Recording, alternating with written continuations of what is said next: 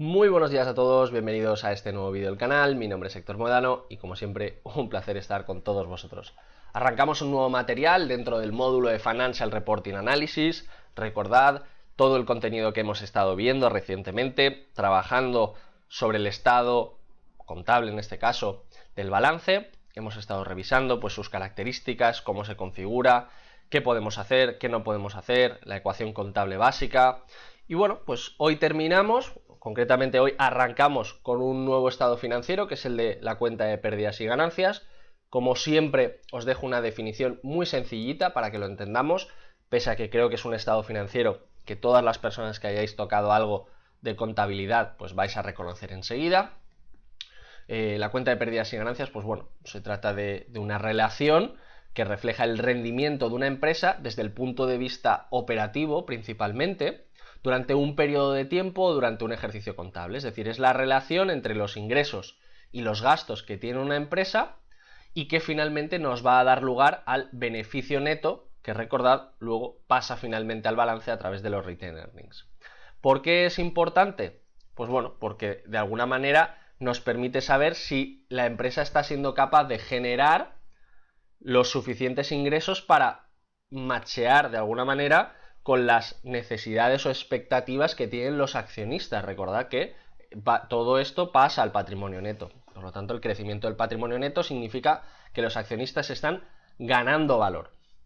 Dicho esto, muy importante estas dos partidas. La primera es la de los ingresos y la de los gastos. Obviamente, importante tener en cuenta que los revenues y los expenses no implican, recordad, obligatoriamente una entrada de caja o una reducción de caja o una salida de caja. Recordad el principio contable del, bueno, básicamente el accrued accounting, en el cual no todos los ingresos implican esa salida o esa entrada de caja en ese mismo momento, sino que lo podemos cobrar más adelante, tendremos que hacer ajustes, esto entendedlo mucho, porque esos ajustes, como vimos en vídeos anteriores, lo que hacen es tocar una parte a veces del balance y tocar otra parte a veces de la cuenta de pérdidas y ganancias. Por lo tanto, a través de esas dos vías nosotros estamos trabajando, siempre teniendo en cuenta que la relación, como os digo, del net income pasa al balance a través de los retained earnings del patrimonio neto.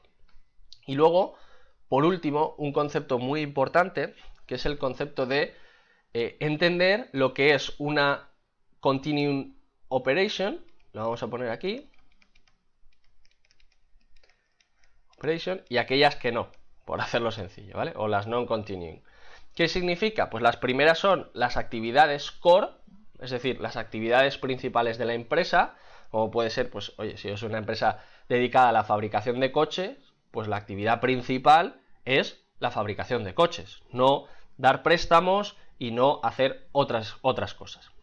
De aquí hablaremos luego porque puede existir determinadas actividades o determinados ingresos que pueden venir por ítems extraordinarios o inusuales o por cambios también que puedan venir a lo mejor pues de ventas de participaciones o ventas de, pues, no sé, determinadas secciones de la empresa que luego hablaremos y que se plasmarán también contablemente dentro de la cuenta de pérdidas y ganancias, pero que se justifican de una manera algo distinta, ¿vale? Entonces, en primer lugar, objetivo o por qué me aparece dentro del CFA la cuenta de pérdidas y ganancias. Pues principalmente por lo que hemos explicado antes. Entender, o desde el punto de vista del analista, debo de saber si una empresa es capaz de, a través de sus ingresos y sus gastos, a través de su actividad, generar valor a los accionistas. Esto es súper importante. ¿A través de qué? Pues obviamente de sus beneficios. Tenemos en cuenta el accrual method o el accrual accounting, ingresos y gastos no implica entrada y salida de caja automática. Y luego, por último, os he querido dejar aquí una indicación, y es que de esta forma la empresa, y pongo entre comillas, puede manipular el beneficio neto. ¿Por qué? Porque en determinados contratos, que luego veremos, de a lo mejor un contrato de 5 o 6 años, el reconocimiento de los ingresos y de los gastos pues pueden variar. Yo puedo retocarlos un poco. En el caso de los inventarios también luego veremos que hay determinadas formas de contabilizar, first in, first out. Bueno, pues todo este tipo de cosas que yo puedo moldear un poco para que darle un pequeñito lavado de cara a esa contabilidad y por tanto conocerlos es tremendamente importante para no caer, digamos, en las trampas o en los maquillajes que se pueden hacer contablemente. Os he dejado también la estructura principal de una cuenta de pérdidas y ganancias. Obviamente en la parte de arriba los ingresos derivados, como decíamos antes, de las continuing operations, súper importante. Cost of goods sold, lo mismo, es el coste relacionado con la venta de todo aquello que está en mi actividad principal. Después tenemos el margen bruto, que es el gross profit. Margen bruto, os lo pongo aquí. Después tenemos otros costes fijos, como pueden ser de ventas, generales, administrativos, depreciación también. Podemos incluir la amortización.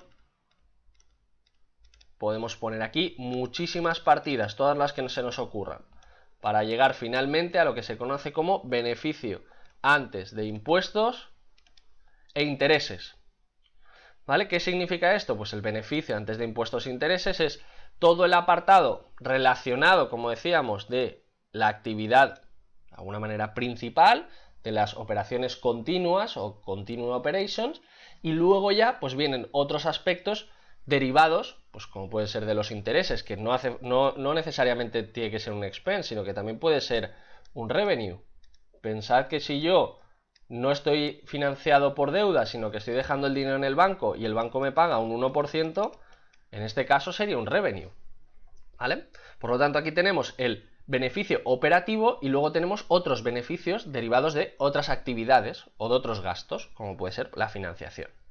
Tenemos gastos derivados de estos intereses o ingresos y luego, por último, el beneficio antes de impuestos. Beneficio antes de impuestos. Aquí lo veis, ¿vale? Beneficio antes de impuestos e intereses, beneficios antes de impuestos.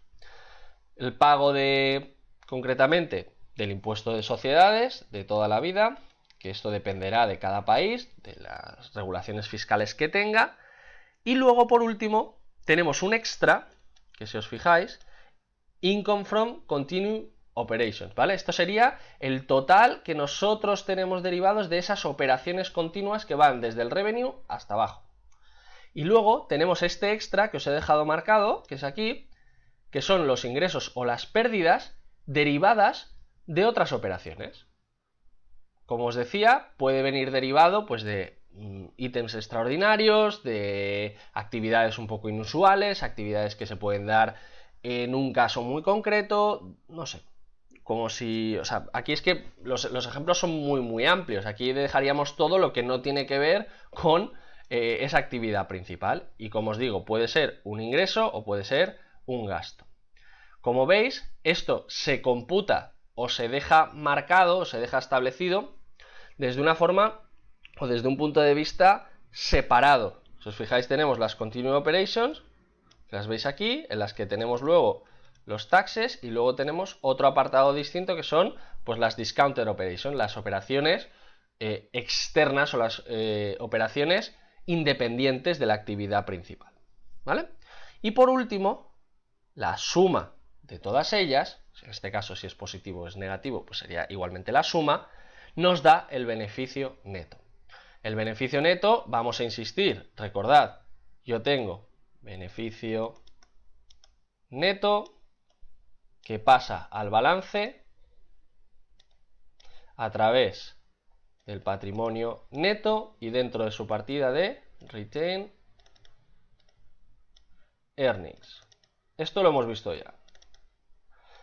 ¿Qué son los Retained Earnings? Pues el beneficio neto menos los dividendos, es decir, quitamos los dividendos pagados a los accionistas y es todo el dinero generado por una empresa que se queda dentro de ella, ¿vale?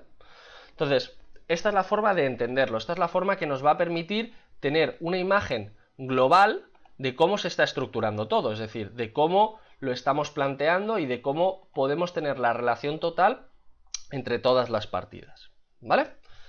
Dicho esto, yo creo que con esta introducción a la cuenta de pérdidas y ganancias tenemos suficiente. En las siguientes sesiones nos vamos a centrar en lo que es el reconocimiento de los ingresos y el reconocimiento de los gastos, porque no todo es yo compro y vendo. Hay veces que tengo un proyecto que se puede alargar 3-4 años, hay otros proyectos en los cuales tengo que tener en cuenta o que a lo mejor durante todo ese periodo de tiempo se ha generado una amortización, una depreciación, cómo la hago, es decir, si la hago de forma acelerada, si no, pues todos esos trucos contables que creo que son muy interesantes, ¿vale? Dicho esto, doy por finalizada la sesión, espero que la hayáis disfrutado, espero que os haya gustado y bueno, pues por mi parte esto es todo y nos vemos en el siguiente vídeo. Un saludo.